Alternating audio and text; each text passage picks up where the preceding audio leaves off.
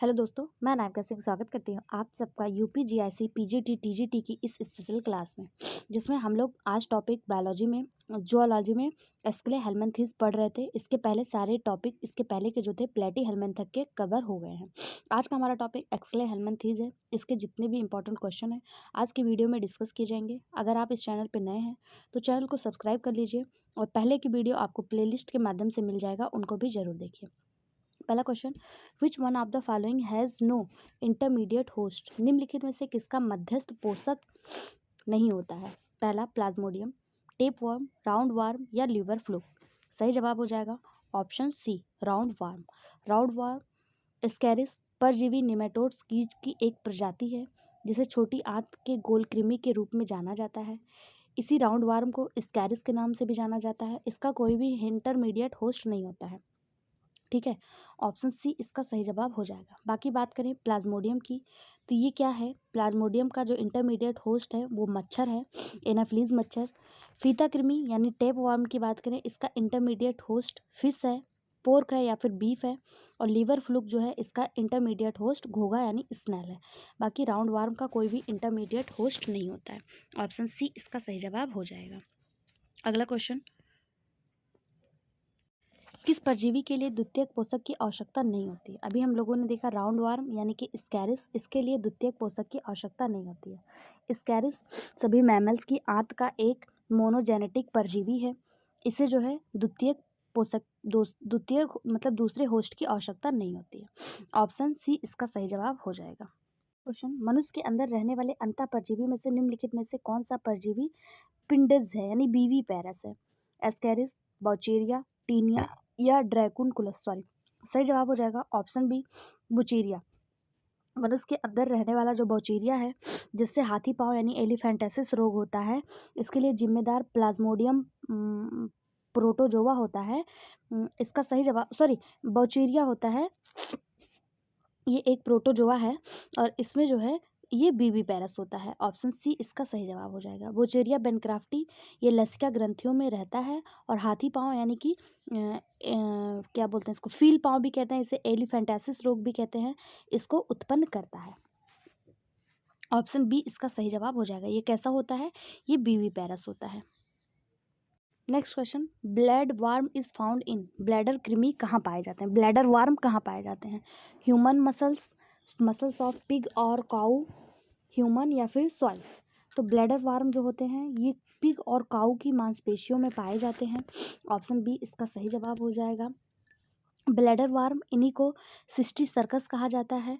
Option B इसका सही जवाब हो जाएगा। ठीक है, जब मनुष्य परपोषी द्वारा अंतर्ग्राही कर लिया जाता है तो यह वयस्क में परिवर्तित हो जाता है। सूअर के शरीर के अंदर यह निष्क्रिय रहता है।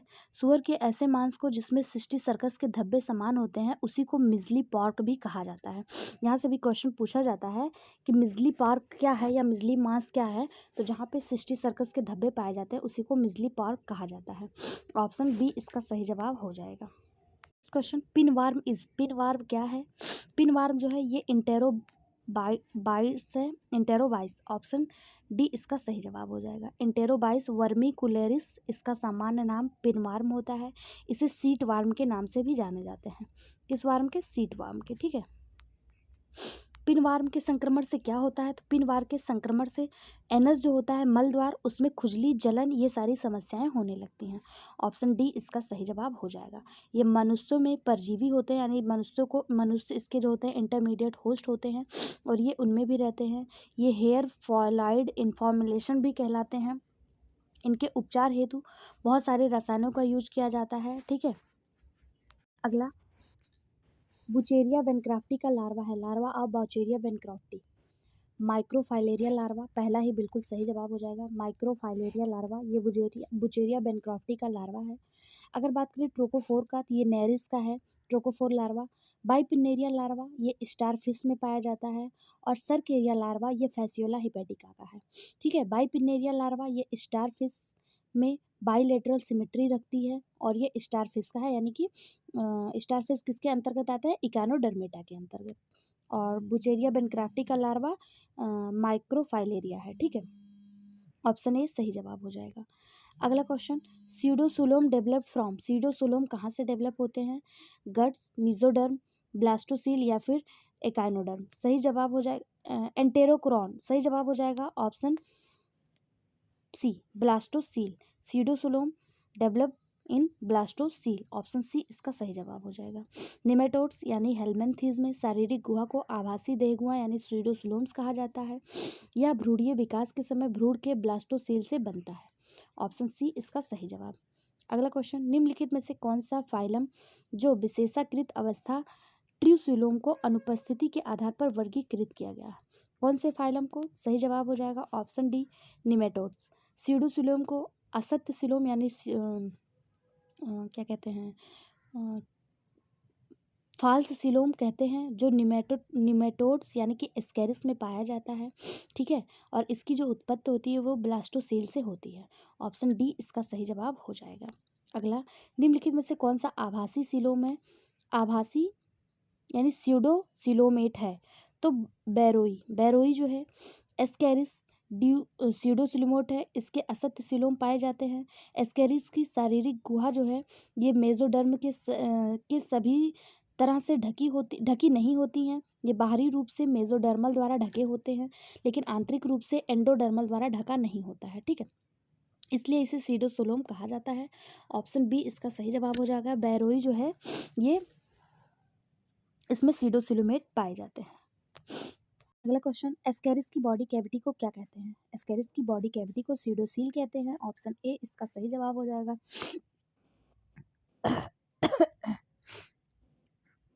सिलोम की उत्पत्ति ब्लास्टोसील से हुई जिसे कहते हैं सीडोसिलोम, जिसे ब्लास्टोसील से जिसकी उत्पत्ति होती है उसी को सीडोसिलोम कहा जाता है, ऑप्शन सी इसका सही जवाब हो जाएगा। सीडोसिलोम किस में पाए जाते हैं? तो एस्केरिस में पाए जाते हैं। एस्केरिस को ही राउंड वर्म के नाम से जाना जाता है। ये एस्केले हेलमिंथेस का एक स्पीसीज है, ठीक है। अगला क्वेश्चन, किस संघ में वास्तविक देहगुआ अनुपस्थित होता है? एक ही क्वेश्चन को कितनी प्रकार से घुमा घुमा के कितने एग्जाम में पूछा गया? निमेटोड्स दे दे, एस्केरिस दे दे, एस्केले हेलमिंथेस दे दे, या फिर आपको दे दे क्या बोलते हैं उसको राउंड वार्म दे दे, सब में आपको स्यूडोसुलोम पाया जाता है, ठीक है। ऑप्शन ए इसका सही जवाब हो जाएगा। इसी को निमेटे हेलमिंथेस भी कहा जाता है। अगला क्वेश्चन, निमेटोड्स का शारीरिक गुहा पैरेन्काइमा से भरा होता है, ऑप्शन ए इसका सही जवाब हो जाएगा। निमेटोड्स का जो शारीरिक गुहा होता है वो किससे भरा होता है? ये पैरेन्काइमा से भरा होता है, और इसकी जो कैविटी होती है वो सीडोसिलोमेट होती है, ऑप्शन डी इसका सही जवाब हो जाएगा। नेक्स्ट क्वेश्चन, इनमें से कौन सा एक सामाजिक कीड़ा है यानी कि सोशल इंसेक्ट है? सही जवाब पहला ही कैलोटरमीज, इसे दीमक कहा जाता है। ये सामाजिक कीड़ा है यानी सोशल इंसेक्ट है। अगर आपसे दीमक दिया होता तो आप आसानी से मार्क कर लेते, लेकिन यहाँ पे इसका जीव वैज्ञानिक नाम दिया हुआ है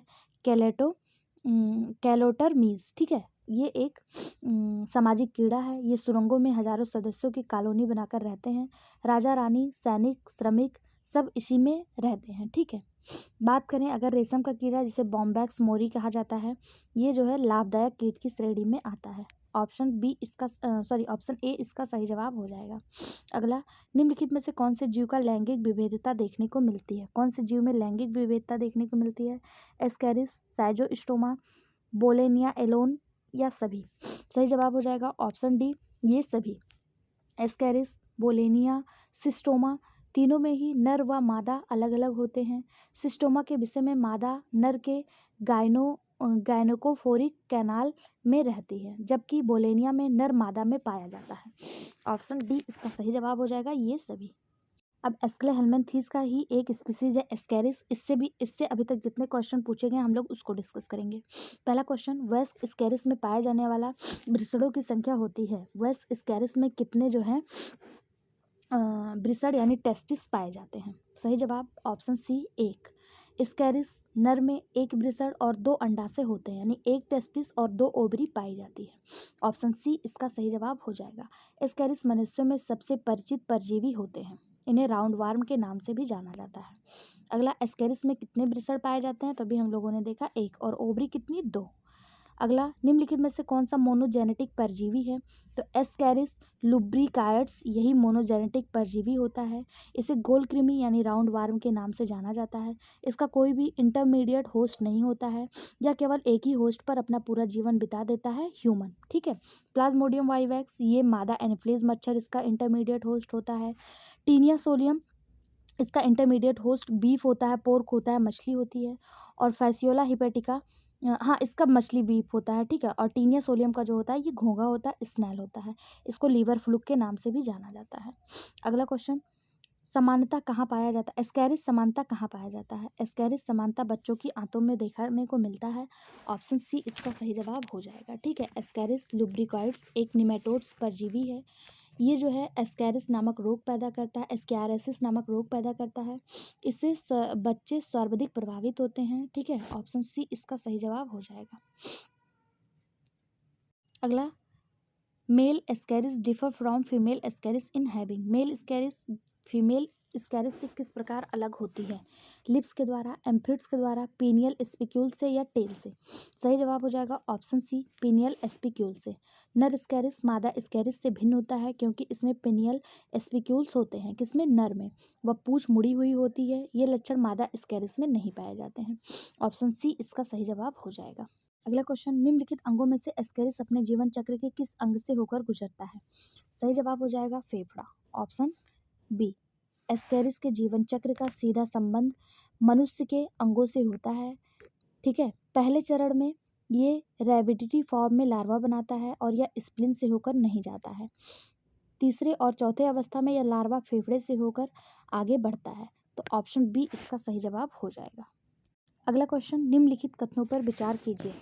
पहला दिया है एस्कैरिस में गतिशीलता की क्षमता कम होती है। बिल्कुल सही बात है, एस्कैरिस में गतिशीलता की क्षमता कम होती है।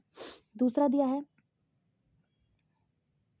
एस्कैरिस की बाह्य शरीर भित्ति पर क्यूटिकल्स होते हैं पर वर्तुल पेशी नहीं। दूसरा भी सही है। ए और आर दोनों सही है, लेकिन आर ए की सही व्याख्या नहीं करता है। ठीक है। ऑप्शन बी इसका सही जवाब हो जाएगा। गतिशीलता की क्षमता एस्कैरिस में कम होती है। शारीरिक बाह्य स्तर पर एस्कैरिस में क्यूटिकल्स का स्तर होता है, परंतु सर्कुलर मसल अनुपस्थित होता है। इसलिए ए और आर दोनों सत्य हैं, लेकिन आर ए की सही व्याख्या नहीं करता है। अगला क्वेश्चन, एस्कैरिस का एम्फिड है। एस्कैरिस का एम्फिड कैसा है? एम्फिड क्या है? तो ये कीमो रिसेप्टर है। ऑप्शन बी इसका सही जवाब हो जाएगा। एस्कैरिस का एम्फिड जो है वो कीमो रिसेप्टर है। ठीक है। क्या है? कीमो रिसेप्टर है। अगर ऑल फैक्ट्री रिसेप्टर की बात करें तो ये स्मेल से संबंधित होता है। टेक्टो रिसेप्टर की बात करें तो ये टच से संबंधित होता है।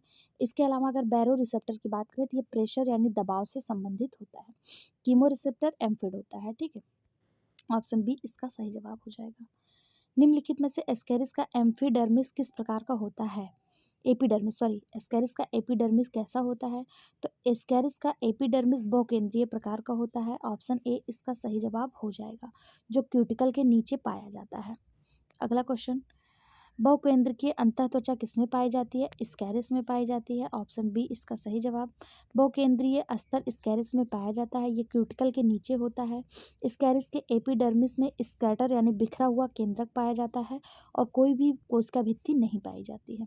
अगला, amoeboids sperm are not found in. Amoeboid शुक्राणु नहीं पाए जाते स्कैरिस में, पाइला में, यूनियो में, या बी और सी दोनों? सही जवाब हो जाएगा पाइला और यूनिया दोनों में नहीं पाए जाते। पाए किस में जाते हैं? एस्कैरिस में। एमीबॉइड शुक्राणु यानी एमीबॉइड स्पर्म जो है ये केवल स्कैरिस में पाया जाता है। ऑप्शन डी इसका सही जवाब हो जाएगा। अगला क्वेश्चन, स्कैरिस लुब्रिकॉइड्स इज। स्कैरिस लुब्रिकॉइड्स क्या है? तो ये मोनो ऑर्किक है। ठीक है। मोनो ऑर्किक है। ऑप्शन सी इसका सही जवाब। मोनो ऑर्किक और डाई ऑर्किक परिस्थितियां स्कैरिस लुब्रिकॉइड्स में पाई जाती हैं। ऑप्शन ए इसका सही जवाब हो जाएगा। नर स्कैरिस में एक शुक्राणु पाया जाता है जो शरीर में एक तरफ स्थित होता है। यह स्थित मोनोआर्चिक कहलाती है। मादा स्कैरिस में दोनों तरफ एक एक अंडाशय पाया जाता है और यह स्थित जो है क्या कहते हैं डाई डेल्फिक कहलाती है। ठीक है। यानी स्कैरिस में दोनों ही होता है, मोनोआर्चिक और डायऑल्फिक। इसका ऑप्शन सी सही जवाब हो जाएगा। नर मोनोआर्किक होता है क्योंकि एक टेस्टिस पाया जाता है और फीमेल में 2 ओवरी पाई जाती है दोनों तरफ, इसलिए ये डायडाल्फस होता है। ठीक है। ऑप्शन सी इसका सही जवाब हो जाएगा। अगला क्वेश्चन, निम्न में पोषद जंतु के किस अंग में एस्केरिस की चतुर्थ जुवेनाइल अवस्था पाई जाती है? सही जवाब हो जाएगा ऑप्शन सी, फेफड़े में। अभी हम लोगों ने देखा था इसमें तीसरी और चौथी जुवेनाइल अवस्था पाई जाती है फेफड़े में, ठीक है। जबकि चौथे अवस्था का परिपक्व लार्वा अगर पूछे वो कहाँ होता है तो वो इंटेस्टाइन में होता है। अगला, संक्रमण की अवस्था कौन सी है स्कैरिस में? स्कैरिस में संक्रमण की अवस्था कौन सी है? सही जवाब पहला ही बिल्कुल सही है। फर्टिलाइज्ड एग जो है ये स्कैरिस में संक्रमण की अवस्था होती है। जो इसमें दूसरी संक्रमण की अवस्था है, यहाँ पर कोई प्राथमिक पोषक नहीं होता यानी प्राइमरी होस्ट नहीं होता। ये अवस्था सेबडेटिटी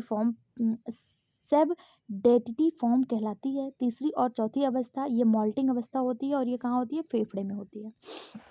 अगला question, in Ascaris the egg is, Ascaris में अंडे होते हैं, कैसे होते हैं? शुक्राणु के प्रवेश के समय अपरिपक्व और बिना किसी पोलर बॉडी के निर्माण के, गलत।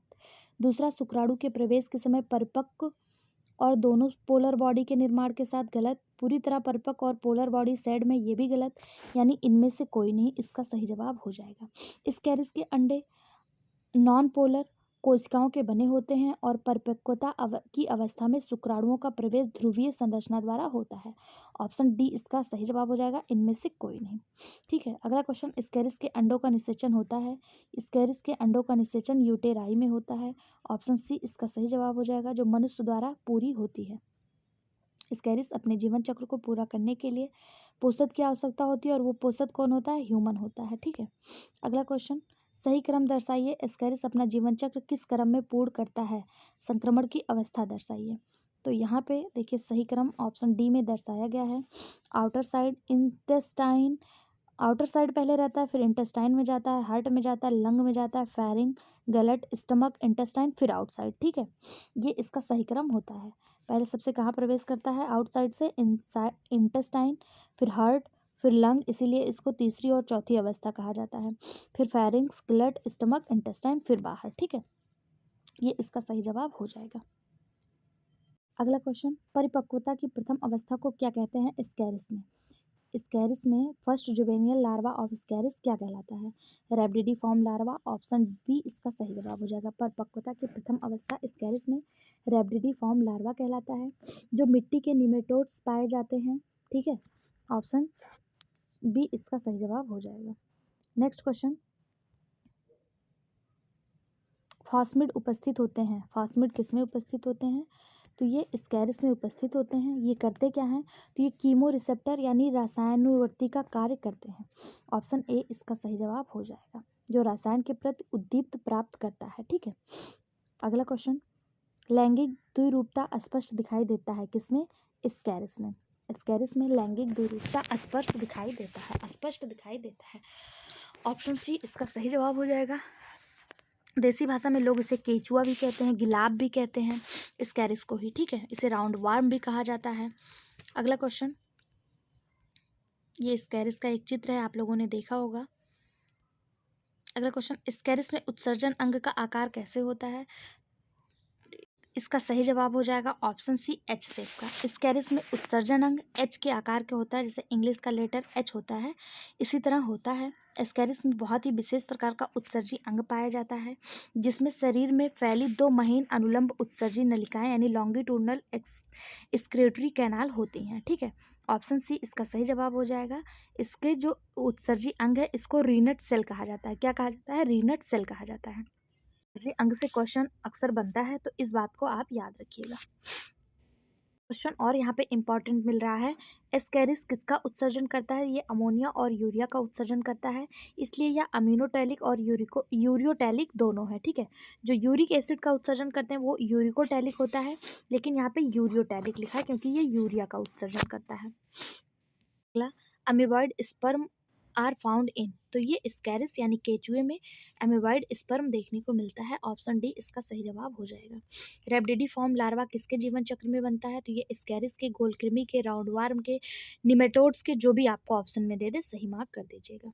अगला क्वेश्चन, स्कैरिस के जीवन चक्र का लार्वा अवस्था नहीं है, लार्वा अवस्था कौन सी है? तो रैबिडिफॉर्म, वही क्वेश्चन रिपीट हुआ यूपीपीसीएस में और पीजीटी में, ठीक है। अगला क्वेश्चन, कौन एक जंतु द्विलिंगी है? एस्कैरिस एक लिंगी है, हनी बी एक लिंगी है, हाउस फ्लाई एक लिंगी है, जो द्विलिंगी है वो जोक है जिसे एनिलिडा के अंतर्गत रखा जाता है। ऑप्शन ए इसका सही जवाब हो जाएगा। ठीक है, अगला, एस्केरिस की देह गुहा है, body cavity of Ascaris is. Ascaris की बॉडी कैविटी कैसी है? सीडोसिलोम है, हम लोग कई बार पढ़ चुके हैं। ऑप्शन बी इसका सही जवाब हो जाएगा। अगला क्वेश्चन, स्कैरस का उत्सर्जी अंग किस शेप का है? एच शेप का है। इसके उत्सर्जी अंग को क्या कहते हैं? यहाँ से बहुत ज़्यादा क्वेश्चन बनता है। इसके उत्सर्जी अंग को रीनट सेल के नाम से जाना जाता है। या अमोनिया और यूरिया दोनों का ही उत्सर्जन करता है, इसलिए ये अमोनोटैलिक और यूरियोटैलिक दोनों होता है। अगला क्वेश्चन, स्कैरिस के देह भित्ति के अनुलंबन पेशी कोशिकाओं की कुल संख्या कितनी होती है? तो स्कैरिस के देह भित्ति के अनुलंबन पेशी कोशिकाओं की कुल संख्या 600 होती है। ऑप्शन सी इसका सही जवाब हो जाएगा। स्कैरिस लंबा, पतला व नालवत शरीर। आप लोगों ने अपने घर के आसपास केचुआ वगैरह देखा होगा, अगर आप गांव से बिलोंग करते हैं तो आप लोगों ने खेतों में केचुआ देखा होगा। उसी को स्कैरिस कहा जाता है और ये लंबा होता है, पतला होता है, ट्यूब की जैसी संरचना होती है। इसमें मेल फीमेल एक ही में पाया जाता है। मादा जो होती है वो कुछ बड़ी होती है, मानव आंत में परजीवी होते हैं ये। ठीक है, इसमें जो है पेशी अनुलंबन पेशी कोशिकाओं की जो लंबाई है वो 500 से 600 होती है। अगला क्वेश्चन, एस्केरिस में प्रथम और अंतिम निर्मोचन में क्या होता है? Ascaris first and last molt take place in, कहाँ होता है? तो इंटेस्टाइन में, अभी हम लोगों ने देखा था। आउटसाइड से ये पहले किस में प्रवेश करते हैं? तो पहले ये प्रवेश करते हैं ह्यूमन के आंत में यानी इंटेस्टाइन में। तो और इंटेस्टाइन से निकलते भी हैं, यानी प्रथम इंटेस्टाइन में प्रवेश करते हैं और निकलते भी इंटेस्टाइन में। पहले इंटेस्टाइन में जाते हैं, फिर हृदय में, फिर फेफड़े में, फिर ग्रसनी में, फिर गलट में, फिर उदर में, फिर आंत से फिर बाहर हो जाते हैं। तो ऑप्शन डी इसका सही जवाब हो जाएगा। पहला और अंतिम जो है वो आंत ही होता है। अगला, स्कैरिस के अंडों का निषेचन होता है। स्कैरिस के अंडों का निषेचन कहाँ होता है? तो यूट्रस में होता है। ऑप्शन सी इसका सही जवाब हो जाएगा। जब एक निषेचित अंडा मनुष्य द्वारा निगला जाता है तो यह लार्वा कीड़ा बन जाता है और फिर ग्राहड़ी के दीवारों और फिर रक्त प्रवाह में प्रवेश कर जाता है। ऑप्शन सी इसका सही जवाब। स्कैरिस में निम्नलिखित में से किस प्रकार का विदलन उनके अंडों में होता है, यानी कौन सा क्लीवेज देखने को मिलता है? तो स्कैरिस के अंडों में सर्पिल क्लीवेज देखने को मिलता है। ऑप्शन सी इसका सही जवाब हो जाएगा। प्रत्येक ब्लास्टोमेयर भ्रूण का एक विशेष भाग बनाने के लिए जिम्मेदार होता है और इसमें सर्पिल क्लेवेज देखने को मिलता है। ऑप्शन सी इसका सही जवाब। अगला क्वेश्चन, परजीवियों में स्कैरिस बेजोड़ हैं क्योंकि? परजीवियों में स्कैरिस बेजोड़ हैं क्योंकि यह पोषी के पाचक एंजाइम से अप्रभावित रहते हैं। हमारे इंटेस्टाइन में जाने के बाद भी इनका पाचन नहीं होता है, इसलिए ये सबसे अलग होते हैं। ऑप्शन डी इसका सही जवाब हो जाएगा। जीआईसी बायोलॉजी में आया हुआ क्वेश्चन है। स्कैरिस के क्वेश्चन यहाँ पे खत्म होते हैं। अब हम लोग हेलमेंथ के होने वाले, हेलमेंथ से जो रोग होता है उसके बारे में देखेंगे। पहला क्वेश्चन, हाइडेटेड सिस्ट बनता है। डिजीज़ को ना इंपॉर्टेंट मार्क करिएगा। डिजीज़ से क्वेश्चन अक्सर जो है एग्जाम में देखने को मिलता है। अगर वीडियो पसंद आ रहा हो तो प्लीज़ कमेंट बॉक्स में ज़रूर बताइएगा और लाइक करिए और इसको ज़्यादा से ज़्यादा शेयर करिए। ठीक है, कमेंट करने में और लाइक करने में आपका ज़्यादा टाइम नहीं जाता है। प्लीज़ आप लोग से अनुरोध है, मेरे मोटिवेशन के लिए आप लोग कमेंट जरूर किया करिए। क्वेश्चन है, हाइडेटेड सिस्ट बनता है जिसके जीवन चक्र में, किसके जीवन चक्र में? सही जवाब हो जाएगा ऑप्शन बी, इकाइनोकोकस ग्रैनुलोसल्स के जीवन चक्र में हाइड्रेटेड सिस्ट बनता है। ये अलैंगिक जनन द्वारा बनते हैं और कलिका के उत्पादन के द्वारा सिस्टोमा, जिसे ब्लड फ्लूक कहा जाता है, कहलाते हैं। ठीक है, ऑप्शन बी इसका सही जवाब हो जाएगा। आप लोग से बार बार कमेंट करिए कहना पड़ता है और आप लोग करते भी नहीं हैं। जिसको अच्छा लगेगा वो खुद ही कमेंट करेगा, लाइक करेगा और शेयर करेगा। अब मैं कहूँगी भी नहीं। ठीक है, अगला क्वेश्चन है, एनकाइलोस्टोमा ड्यूडेनल कौन सी बीमारी का कारण है? आप लोग देखिए, बस अपना पेपर क्वालिफाई करिए, वही बहुत है। एक एनकाइलोस्टोमा ड्यूडेनल कौन सी बीमारी का कारण है? तो सही जवाब हो जाएगा ऑप्शन डी, हुकवार्म डिजीज। ये सामान्यतः आंतीय हुकवार्म बीमारी का कारण होते हैं। ऑप्शन डी इसका सही जवाब हो जाएगा। इसके संक्रमण की अवस्था मनुष्य में फैलरीफॉर्म लार्वा है। ये आंत का परजीवी होता है। अगर पूछा जाए इसकी खोज किसने की, तो इसकी खोज जो है डूवी हॉस नामक वैज्ञानिक के द्वारा 1998 में की गई थी। इसका अधिक संक्रमण कुत्तों और बिल्लियों में देखने को मिलता है। अगला क्वेश्चन, निम्नलिखित में से कौन सा जोड़ा हाथी पांव बीमारी से संबंधित है, यानी एलिफेंटियासिस से संबंधित है? पहला है बुचेरिया ग्लोसिना। तो बुचेरिया जो है ये ग्लोसिना से नहीं प्रभावित होती है। बौचेरिया क्यूलेक्स, यही बिल्कुल सही है। बाउचीरिया ये प्लाज्मोडियम है और क्यूलेक्स मच्छर इसको फैलाने का कार्य करता है जिसके द्वारा एलिफेंटासिस रोग होता है। ऑप्शन बी इसका बिल्कुल सही जवाब हो जाएगा। अगला क्वेश्चन, सीट वर्म किस कृमि का दूसरा नाम है? सीट वर्म को ही पिन वर्म के नाम से जाना जाता है। ऑप्शन ए इसका सही जवाब हो जाएगा। हुक वर्म को एनसाइलोस्टोमा कहा जाता है। ग्विनिया वर्म को ड्रैकनकुलस कहा जाता है और राउंड वर्म को स्कैरिस कहा जाता है। ठीक है, इसका सही जवाब ऑप्शन ए है। अगला क्वेश्चन, हाथी पांव अथवा फाइलेरिया का रोग स्थानांतरित होता है, यानी कि ये किसके द्वारा ट्रांसमिट होता है, किसके द्वारा एक जगह से दूसरी जगह फैलता है? तो अभी हम लोगों ने देखा था क्यूलक्स मच्छर के द्वारा। ऑप्शन बी इसका सही जवाब हो जाएगा। फाइलेरिया रोग बाउचेरिया बेनक्राफ्टी नामक प्रोटोजोआ से होता है, जो क्यूलक्स मच्छर इसको फैलाने का कार्य करता है। इसमें क्या होता है, लिम्फ ग्रंथियां जो हैं वो सूज जाती हैं, मोटी हो जाती हैं और अंग जो है वो शरीर का सूजने लगता है। ऑप्शन बी इसका सही जवाब हो जाएगा। ये क्यूलक्स मच्छरों के द्वारा फैलता है। अगला क्वेश्चन, निम्नलिखित में से कौन एस्क्ले हेलमेंथीस से संबंधित नहीं है? सिपवार्म, गिनीवार्म, सिल्कवार्म या इनमें से कोई नहीं? तो इसका सही जवाब हो जाएगा ऑप्शन बी गिनीवार्म, जिसे ड्रैगनकुलस मैडिनेंसिस कहा जाता है। ये एक निमेटोड्स है, ये स्केले हेलमेंथीस से संबंधित नहीं है। ठीक है, ऑप्शन बी इसका सही जवाब हो जाएगा। बाकी सिपवार्म, एक मिनट कौन सा संबंधित है ना, तो निमेटोड्स को ही स्केले हेलमेंथीस कहा जाता है, तो ये यही संबंधित है गिनी वार्म। ठीक है, ये निमेटोड्स है और ये स्केले हेलमेंथीस से संबंधित है। बाकी सिप वार्म और सिल्क वार्म ये दोनों इससे संबंधित नहीं है। ठीक है, ऑप्शन बी इसका सही जवाब हो जाएगा। जीआईसी बायोलॉजी में आया हुआ क्वेश्चन। अगला टॉपिक एनिलिडा है। एनिलिडा के टॉपिक अगर आपको पढ़ने हैं तो कमेंट बॉक्स में एस लिख दीजिए।